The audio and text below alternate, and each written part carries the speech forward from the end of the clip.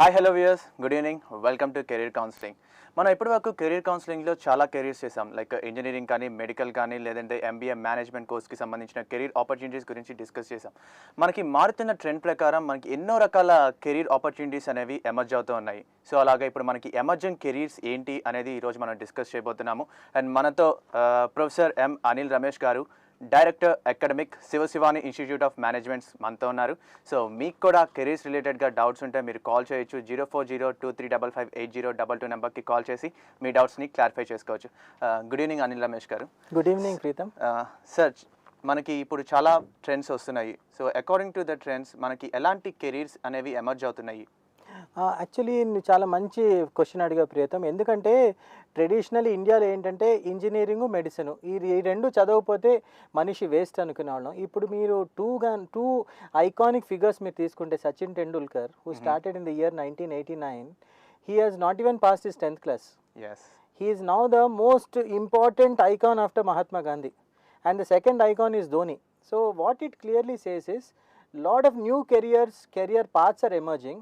మీరు ఏ career path అయినా తీసుకోండి, దాంట్లో you should be the best అనమాట. So for example if you can take Javed Habib who calls himself a hair doctor, ఏ field అయినా తీసుకోండి, you will have to the best in that particular field. Okay, so ఏ field తీసుకున్నా దాంట్లో బెస్ట్గా ఉంటే that will be an emerging career అంట. So sir, ఇంకా ఏమేమి ఉన్నాయి కెరీర్స్? యాక్చువల్లీ ఇప్పుడు మనం తీసుకుంటే ఇది స్పోర్ట్స్ కూడా వన్ ఆఫ్ ది కెరీర్గా చెప్పుకోవచ్చు. స్పోర్ట్స్ చెప్పుకోవచ్చు, తర్వాత మళ్ళీ స్టైలింగ్స్ చెప్పుకోవచ్చు. వన్ ఆఫ్ ది కెరీర్స్ వాళ్ళు చూస్ చేసుకున్న పాత్స్ ప్రకారం. I will tell you two very strange career paths Priyatam. One is a sports psychologist. అంటే ఈ స్పోర్ట్స్ మెన్ ఏంటంటే even though they are very great people, అప్పుడప్పుడు వాళ్ళకి సెల్ఫ్ డౌట్స్ అని వస్తాయన్నమాట. So they have what are called a sports psychologist. వాళ్ళ మైండ్ని set చేస్తుంటారు. Nowadays interesting Priyatam, in US you got animal psychologist అనమాట. అంటే ఒక యానిమల్ కనుక రాంగ్గా బిహేవ్ చేస్తుంటే it could B behavioural problem అనమాట. So you have animal doctors and animal psychologist also అనమాట. సో బ్రాడ్గా మీరు తీసుకుంటే we can take 10 different sectors starting from retail. Okay, దాని గురించి డిస్కస్ చేద్దాం. మీరు చెప్పిన 10 different సెక్టర్స్ గురించి మాట్లాడదాం. ఒక కాల్ తీసుకుందాం. Good evening Sunil. Good evening అండి. నా సునీల్ గారు చెప్పండి, మీ డౌట్ ఏంటి?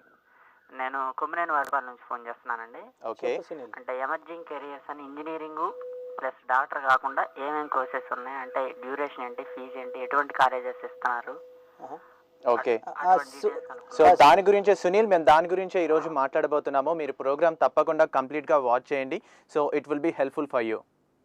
ఓకే అండి, సార్ చెప్పండి 10 list out. Okay, first we were talking about retail. Then తర్వాత something that has become very attractive is real estate. Okay, so real estate తర్వాత మీరు తీసుకుంటే హెల్త్ కేర్ ఒకటి, ఫినాన్షియల్ సర్వీసెస్ ఒకటి, తర్వాత అట్లానే హాస్పిటాలిటీ ఒకటి, కన్సల్టెన్సీ సర్వీసెస్ ఒకటి, తర్వాత ఎంటర్టైన్మెంట్ ఎస్పెషలీ టెలివిజన్ కనుక మీరు తీసుకుంటే lot of scope, amazing scope ప్రియతం. ఎందుకంటే just 25 years ago we just had only Doordarshan. Today one Hathway cable is not enough అనమాట. మీ దగ్గర 300 channels, 400 channels, and the technology they are saying that you are not even seeing the tip of the iceberg. People are predicting 1000 channels అనమాట. Just imagine 1000 channels కనుక వచ్చిన రోజున 24 hours of software కావాలి. So there will be lot of opportunities for young people like you. Then we are talking about IT and IT enabled services. Then we have customer services, and finally the biggest boom of all might come from telecom industry. Okay, so టోటల్గా 10 list out చేశారు. Retail, real estate, health care, financial services. Sir, retail చేయడానికి ఎలాంటి educational background అనేది అవసరం?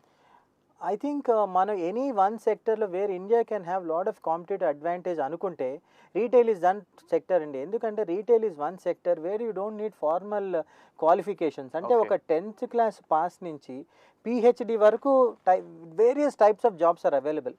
అంటే there's lot of technicality required and lot of people are required who can just stand and deliver with a smile అనమాట. Okay sir, మనకి call లైన్లో ఉన్నారు.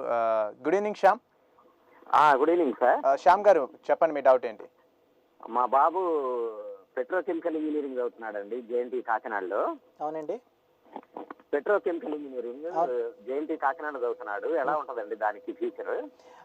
పెట్రోకెమికల్కి చాలా బాగుంటుందండి. ఎందుకంటే ఇప్పుడు మీరు చూస్తే entire world is running only on petrol. ఆయన ఏం చేయమంటారంటే, నా సజెషన్ ఏంటంటే నాన్ కన్వెన్షనల్ ఎనర్జీ సోర్సెస్ అని వస్తున్నాయండి. అంటే ఇప్పుడు సన్ కానీ లేకపోతే విండ్ కానీ అలాంటి దాంట్లో చేస్తే ట్రెమెండస్ బూమ్ ఉంటుంది and there is a very good opportunity that he can find very nice jobs in India also because మీరు ఒక 3 days ముందు చూస్తే the government of India is saying that 10% of the total electricity should be generated from solar energy. So ఆయన ఏం చేస్తారంటే పెట్రోకెమికల్తో పాటు ask him to concentrate a little bit on non convention energy because that is where we are predicting that there will be a big boom.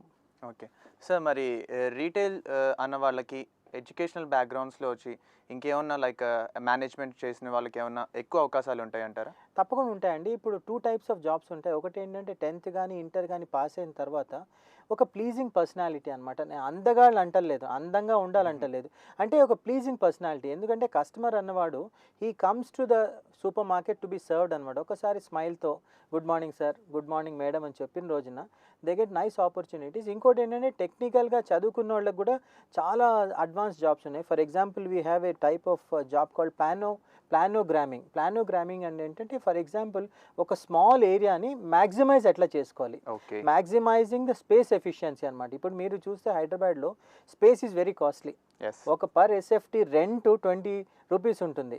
అలాంటిదప్పుడు ఆ narrow స్పేస్ని maximum ఎట్లా utilise చేసుకోవాలన్న చోట even PhDs will also be working.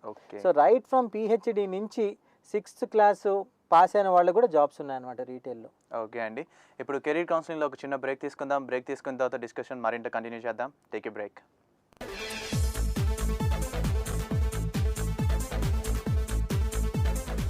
Career counselling and ఈరోజు మనం emerging careers గురించి మాట్లాడుతున్నాం and మనతో పాటు ఎం అనిల్ రమేష్ గారు ఉన్నారు అండ్ ఆల్సో మనకి కాలర్ కూడా లైన్లో ఉన్నారు. Good evening Sanjay. Hello, good evening Sanjay.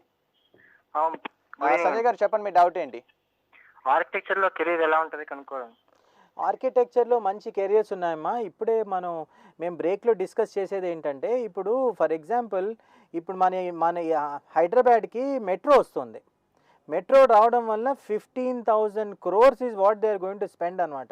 So entire shape of Hyderabad is going to change. అంటే మరి ఆర్కిటెక్చర్ వాళ్ళకి చాలా డిమాండ్ వస్తుంది అనమాట. అంటే ఇప్పుడు ఏంటంటే ఇప్పుడు కొత్తగా రైల్వే స్టేషన్స్ డిజైన్ చేయాలి, కింద పార్కింగ్ బేస్ డిజైన్ చేయాలి. సో ఆర్కిటెక్చర్కి డెఫినెట్గా బూమ్ ఉంటుందమ్మా. బికాస్ ఇప్పుడు ఏంటంటే if you take some of those premium flats, ఆ ఫ్లాట్ 1 crore అయితే 40 lakhs they are spending on interiors అనమాట. So there is a tremendous boom for good innovative architects. I would say innovative architects who can give me value at a least cost అనమాట. Okay sir, మీరు అన్నారు architecture, దానికి రిలేటెడ్గా మనం ఇందాక list out చేసిన వాటిల్లో రియల్ ఎస్టేట్ అండ్ ఇన్ఫ్రాస్ట్రక్చర్ ఉంది. సో మరి రియల్ ఎస్టేట్ అనే దానికి బూమ్ కొలాప్స్ అయిపోయింది అని అంటున్నారు. మరి మీరేంటి బూమ్ పెరుగుతుంది అన్నారు? Actually that is one of a very strange things. ఏంటంటే జనరల్ కన్జ్యూమర్ బూమ్ అనేది ఫ్లాట్ అయింది, government is coming out with all the expenditure. ఇప్పుడు జస్ట్ ఇమాజిన్ అండి, 15,000 to 20,000 ఇంకా ఎక్కువే స్పెండ్ చేయొచ్చు AP government on the Hyderabad metro. అంటే చూడండి, the estimate is 1,50,000 civil engineers will be needed. అంటే ఎవరైనా ఇంజనీరింగ్ ఎంసెట్ చేసిన వాళ్ళు ఈ ప్రోగ్రామ్ కనుక చూస్తుంటే తప్పకుండా take civil engineering. That is going to the next boom thing అనమాట. ఓకే సార్, మరి నెక్స్ట్ లిస్ట్ వచ్చేసింది మీరు health care and pharma. So ఈ హెల్త్ కేర్ అండ్ ఫార్మా చేయడానికి కంపల్సరీగా సైన్స్ బ్యాక్గ్రౌండ్ అనేది అవసరమా, లేదంటే ఎంపీసీ చేసిన వాళ్ళు కూడా జాయిన్ అవ్వచ్చు అంటారు ఇలాంటి కోర్సెస్? అంటే ఎనీ ఒక్క సైన్స్ అయితే ఉండాలండి. అంటే నేను కామర్స్ బ్యాక్గ్రౌండ్ నుంచి వస్తాను అంటే కొంచెం డిస్కరేజ్ చేస్తారు. డెఫినెట్గా మ్యాథ్స్ కానీ some science background is very very important. ఎందుకంటే the type of professionals who will be joining will be called masters in hospital administration. Okay. So వాళ్ళకి టెక్నికాలిటీస్ తెలియపోయినా కూడా ఆ ఎక్విప్మెంట్ ఎలా రన్ అవుతుంది, దాంట్లో ఉన్న వాట్ ఇస్ స్పెసిఫికేషన్స్ అది తెలియడం వల్ల అదేంటంటే they will be on the non medical hospitality అనమాట. అంటే అడ్మిషన్స్ ఎలా చేయాలి, ఎయిర్ కండిషనింగ్ పనిచేస్తుందా లేదా, అంటే క్యాంటీన్ సర్వీసెస్, లిఫ్ట్ సర్వీసెస్, తర్వాత automation. This is what they will be looking. So not in to the clinical surgery, not in the clinical, they will be in the support service management levels. అంటే one statistics ఏంటంటే 20,000 కనుక మనకి beds ఉంటే they will be needing of 1.5 what is a masters in hospital administration for every bed అంటే. So మీ 20,000 beds కావాలంటే 30,000 people will be needed అనమాట. That is how the calculations go. Okay అండి, మనకి మరో కాలర్ పద్మ లైన్లో ఉన్నారు. గుడ్ ఈవినింగ్ పద్మ గారు. నమస్తే అండి. నమస్తే అండి, చెప్పండి మీ డౌట్ ఏంటి? మా పాప ఎలక్ట్రానిక్స్ అండ్ ఇన్స్ట్రుమెంటేషన్ ఇంజనీరింగ్ చేస్తుందండి. ఓకే, హలో నమస్తే అండి. చెప్పండి పద్మ గారు. ఎలక్ట్రానిక్స్ అండ్ ఇన్స్ట్రుమెంటేషన్ ఇంజనీరింగ్ చేస్తుంది మా పాప. దానికి లైఫ్ ఎలా ఉంటుంది? నెక్స్ట్ పీజీ చేస్తే ఎలక్ట్రానిక్స్లో చేస్తే బాగుంటుందా, ఇన్స్ట్రుమెంటేషన్లో చేస్తే బాగుంటుందా? నేను ఎలక్ట్రానిక్స్లో చేస్తేనే బాగుంటుంది అంటానమ్మా. ఎందుకంటే మేము చదివిన లిస్టులో లాస్ట్లో టెలికామ్ ఉంది. సో మీరు ఒకసారి నా దగ్గర ఉన్న లిస్ట్ చూస్తే టెలికాంలో టెలికాం వాళ్ళు కావాలి, సాఫ్ట్వేర్ వాళ్ళు కావాలి, టెలికాం టెస్ట్ ఇంజనీర్స్ కావాలి, ప్రాజెక్ట్ మేనేజర్స్ కావాలి, నెట్వర్క్ సెక్యూరిటీ స్పెషలిస్ట్ కావాలి, ఆపరేషన్ మేనేజర్స్ కావాలి. And we are expecting that 1.5 million అంటే ఒక 15 లక్షల jobs will be generated in telecom. And telecommunication and electronics తీసుకుంటే ఇన్స్ట్రుమెంటేషన్ అయినా పర్వాలేదు. So all these are okay. Instrumentation అయినా పర్వాలేదు, ఎలక్ట్రికల్ అయినా పర్వాలేదు, ఎలక్ట్రానిక్స్ అయినా పర్వాలేదు. But whatever suggest is MTech చేయడం కన్నా ఎంబీఏ చేయడం బెటర్. సో దట్ ఎందుకంటే వాళ్ళకి ఆల్రెడీ టెక్నికల్ నాలెడ్జ్ ఉంటుంది కాబట్టి వీళ్ళకి మేనేజరియల్ నాలెడ్జ్ ఎంబీఏలో వస్తే automatically they land very good jobs in telecom sector. Okay, yeah మీరు మాట్లాడిన టెలికామ్ నవ్ డేస్ మనకి నెట్వర్క్స్ అనేవి కానీ టెలికమ్యూనికేషన్ అనేది కానీ చాలా వైడ్ రేంజ్లో డెవలప్ అవుతుంది. అండ్ ఆపర్చునిటీస్ కూడా అంతే రేంజ్లో ఉంటాయి అంటారు? డెఫినెట్లీ అండి. ఎందుకంటే ఇప్పుడు networks are keeping on increasing అనమాట. మీరు ఏం చేస్తారంటే ముందు మనకి కాల్ హ్యాంగ్ అయితే we use to take it very casually. Nowadays people are protesting అనమాట. In fact in a survey it is said that 40% of the people change their numbers or service providers because the call will get dropped అనమాట. అంటే customers in the modern era ఏంటంటే they are ready to pay for better services. So in that particular scenario, whoever gives me better service, automatically I will go. And that is where the back end అనమాట. వీళ్ళ ఇప్పుడు madam గారు పద్మ గారు చెప్పినట్టు వీళ్ళందరూ back end operations అన్నట్టు. So back end ఎంత బాగుంటే కంపెనీకి అంత బెటర్. ఓకే అండి, మనకి మరో కాలర్ ఆశీష్ లైన్లో ఉన్నారు. Good evening Ashish. Hello Ashish గారు చెప్పండి మీ డౌట్ ఏంటి? హలో సార్, నాకు అంటే ర్యాంక్ చాలా పెద్దగా వచ్చింది సార్, ఎక్కువ వచ్చింది. ఓకే, అంటే సిఎస్సి తీసుకుందాం అనుకుంటున్నా. ఓకే, సిఎస్సి కానీ అంటే సిఎస్సి మంచి కాలేజ్లో రాకపోవచ్చు. ఐటీ తీసుకుంటే ఫ్యూచర్ ఎట్లా ఉంటుంది? అమ్మా ఐటీలో ఆల్వేస్ జాబ్స్ అంటూ ఉంటాయి. బట్ నువ్వు ఒకసారి సివిల్ ఇంజనీరింగ్ వైపు కూడా చూడమ్మా. ఎందుకంటే పెక్యులర్లీ ఏమవుతుందంటే మనందరం కంప్యూటర్ సైన్స్ అని పరిగెడుతున్నాం. కొన్ని లక్షల కంప్యూటర్ సైన్స్ ఇంజనీర్స్ వస్తున్నారు. అలా కాకుండా సివిల్ ఇంజనీరింగ్ తీసుకొని అక్కడ నువ్వు షైన్ అయ్యావంటే opportunities of going up in the corporate ladder are very high అనమాట. అంటే civil engineering is going to be in high in demand అనమాట.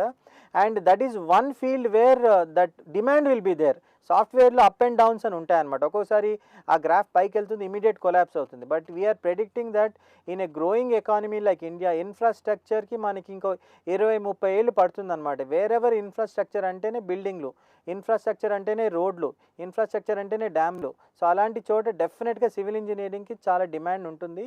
And if you become very proficient in civil engineering jobs are very good and they are paying very well also. Okay sir, ఇప్పుడు మనకి మళ్ళీ ఇంకో topic వచ్చింది. మీరు list out చేసిన వాటిలో information technology. So ఇలా ఒక్కొక్క కోర్స్కి ఏదైనా పర్టికులర్ కోర్స్కి ఆ పర్టికులర్ టైంలో బూమ్ ఉంది అంటే every one is opting for that. అలా చూసుకుంటే ఆ కోర్స్ చేసిన వాళ్ళ సంఖ్య పెరిగిపోతుంది. సో అంతమందికి జాబ్ ఆపర్చునిటీస్ అనేవి చేసిన తర్వాత లభిస్తాయి అంటారా? Very good question. Warren Buffett అని ఒక ఫినాన్షియల్ ఎక్స్పర్ట్ ఉన్నాడు. ఆయన ఏమంటాడంటే cell when everybody is buying and by when everybody is selling. అంటే మీరు ఎగ్జాక్ట్లీ ఎదురీదాలన్నమాట. అంటే అందరూ చేసేది మీరు చేయొద్దు. ఎందుకంటే అందరూ చేసేది మీరు చేసేస్తే ఏమవుతుందంటే you are one among the million. So for example మనం ఇంతకుముందు అనుకున్నట్టు suppose you become a animal psychologist. Animal psychologist అసలు హైదరాబాద్లో ఎవరు లేరనమాట.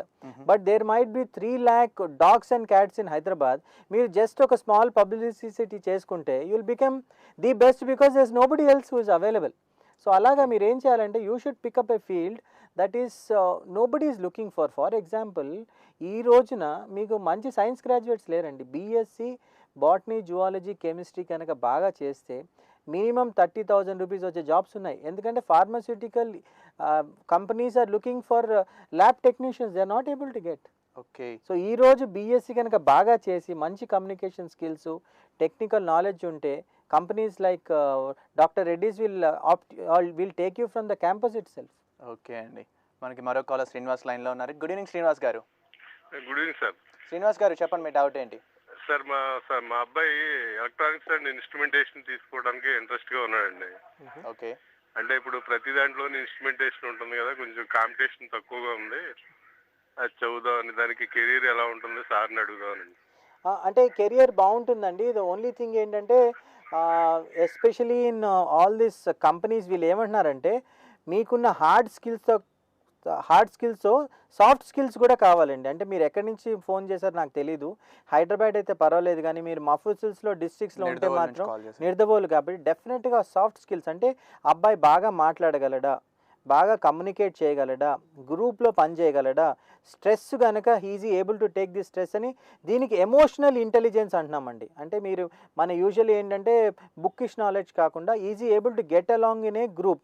సో ఏదైనా చేయనండి, any engineering is okay, but his ability to work in a group is very important.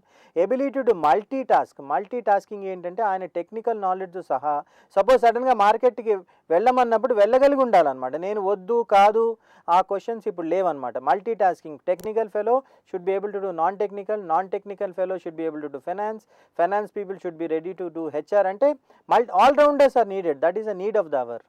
Okay sir, మరి financial సర్వీసెస్ని కెరీర్ పాత్గా చూస్ చేసుకున్న వాళ్ళు ఎక్కువగా కాన్సన్ట్రేట్ చేయాల్సిన ఏరియా ఏదంటారు?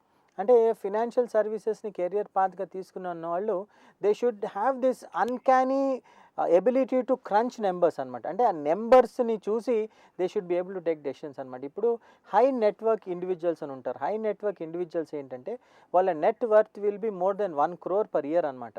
సో వాళ్ళకి ఏంటంటే చాలా డబ్బులు ఉంటాయి, but they don't have time to invest it anywhere. So they will have what are called as portfolio managers. And మీ దగ్గర సపోజ్ ఒక 10 హై నెట్వర్క్ ఇండివిజువల్స్ ఉన్నారనుకోండి, you are handling a portfolio of 10 crores అనమాట. So they will be ready to give you anything provided you can say that I will increase your money by let's say 20% per year అనమాట. So ఇట్లాంటి portfolio managers ముందు ఏంటంటే కంపెనీలకు పనిచేసేవాళ్ళు, in the future they will work for individuals. Okay అండి, మనకి caller Charan లైన్లో ఉన్నారు. Good evening Charan. Good evening sir. Charan చెప్పండి, మీ డౌట్ ఏంటి? నాకు ఇది యాడ్ మేకింగ్ అంటే ఇంట్రెస్ట్ అండి. యాడ్కి కాన్సెప్ట్స్ రాయడం, అంటే కాన్సెప్ట్స్ ప్రొడక్ట్స్ మీద అలా, అంటే అది అవ్వాలంటే ఏం చేయాలండి? ఓకే, నాకు అర్థం so ad making interest, so ad మేకర్గా అవ్వాలి అంటే ఏం చేయాలి అని? తప్పకుండా అమ్మా. If you take MF Hussain, ఆయన రోడ్ సైడ్ మన హోర్డింగ్స్ పెయింట్ చేసేవాడు అనమాట. So advertising is a very good field, but unfortunately ఏంటంటే అడ్వర్టైజింగ్కి డిగ్రీ తర్వాత ఏం కోర్సెస్ లేవు. మీరు 12th తర్వాత కావాలంటే BFA అని ఉంది, బ్యాచులర్ ఆఫ్ ఫైన్ ఆర్ట్స్ అని లక్డీ కపుల్లో ఉంది. That's a very good course, but 4 ఏళ్ళు తీసుకుంటారు. అది కనుక చేసిన రోజున మంచి అడ్వర్టైజింగ్ ఏజెన్సీలోకి వెళ్ళొచ్చు. లేకపోతే lot of people what they do is ఏంటంటే దెన్ వాళ్ళు ఏజెన్సీలో వెళ్ళిపోతారనమాట. ఏజెన్సీలోకి వెళ్ళిన తర్వాత ఫస్ట్ 1 year చాలా చిన్న జాబ్స్ ఇస్తారు. మీలో కనుక టాలెంట్ ఉండి, అంటే మీరు కనుక మంచి క్రియేటర్ అవ్వాలంటే ఫస్ట్ మంచి డ్రాయింగ్ కేపబిలిటీ ఉండాలమ్మా. మీరేమో అడగచ్చు అంటే నవడేస్ ఎవ్రీబడి ఈజ్ యూజింగ్ కంప్యూటర్స్ అంటారు, కానీ ఈవెన్ కంప్యూటర్ మీద పని చేయాలన్నా కూడా మీకు మంచి డ్రాయింగ్ కేపబిలిటీ ఉండాలి. ఐ ఫర్ డీటెయిల్ అనమాట. అంటే ఒక బొమ్మ వేసినప్పుడు ఆ డెప్త్ అవన్నీ చూసుకొని మీరు చక్కగా చేసిన రోజున there is a huge demand for creative artist. మీరు స్లోగా యానిమేషన్లో కూడా వెళ్ళొచ్చు అనమాట. సో ఎంటర్టైన్మెంట్ రిలేటెడ్గా కూడా మనం కవర్ చేసినట్టు ఆయన. అండ్ మనకి మరో కాలర్ గోపి లైన్లో ఉన్నారు. Good evening Gopi. Good evening sir. Gopi గారు చెప్పండి, మీ డౌట్ ఏంటి? నేను బీటెక్ ఫైనల్ ఇయర్ చదువుతున్నాను సార్. ఇప్పుడు బీటెక్ బయోటెక్. ఓకే, అయితే ఇప్పుడు ప్రతి ఒక్కళ్ళు అది ఫారెన్ వెళ్ళాలమ్మా, ఇక్కడ ఏమి లేదు, భూమి బయోటెక్ ఒకప్పుడు ఉంది, ఇప్పుడు ఏమి లేదు. చెప్పండి గోపి గారు. ఇక్కడేం లేదని చెప్తున్నారు సార్. ఇప్పుడు అంటే ఇండియాలో ఇక్కడ ఉన్నా కానీ చిన్న జాబులు అని చెప్తున్నారు. అయితే ఇండియాలో మంచి కెరీర్ ఉంటుందా బయోటెక్కి అని నా డౌట్ సార్. అంటే ఇప్పుడు సార్ నేను ఒకటే చెప్పాలనుకుంటున్నా అండి, మీరు బయోటెక్నాలజీ అవ్వనండి, ఫార్మస్యూటికల్ అవ్వండి, మీ ఫార్మస్యూటికల్లో జాబ్ వస్తే మీరు ఫార్మస్యూటికల్ వెళ్ళిపోండి. ఎందుకంటే in my view pharmaceutical is the mother and biotechnology is the daughter అనమాట. సో డోంట్ వరీ, మీరు అంత నేరోగా ఉండకూడదండి. మీరు ఒకవేళ ఫార్మస్యూటికల్ వెళ్ళి దాంట్లో మీరు 4 years స్పెషలైజేషన్ చేశారనుకోండి, 4 years జాబ్ చేసిన తర్వాత biotechnology companies will also come up. ఎందుకంటే అలాగా మనం డిస్కరేజ్ అయితే it will be very difficult. So మీరు ఫార్మస్యూటికల్ సెక్టర్లోకి వెళ్ళి అక్కడే మంచి ఎక్స్పర్టైజ్ చేసుకోండి. తర్వాత ఫార్మస్యూటికల్ సెక్టర్లో బాగా పనిచేసిన వాళ్ళకి biotechnology should not be that difficult. Okay, thank you very much Anil Ramesh గారు. ఈరోజు మా కెరీర్ కౌన్సిలింగ్కి వచ్చి ఎమర్జింగ్ కెరీర్స్ మీద చాలా మంచి అవగాహన మాకు కల్పించారు. Thank you very much. Thank you. So ఇదండి వాళ్ళ కెరీర్ కౌన్సిలింగ్. రేపటి కెరీర్ కౌన్సిలింగ్లో మళ్ళీ కలుద్దాం. Until then stay tune to ATV. Keep watching career counselling.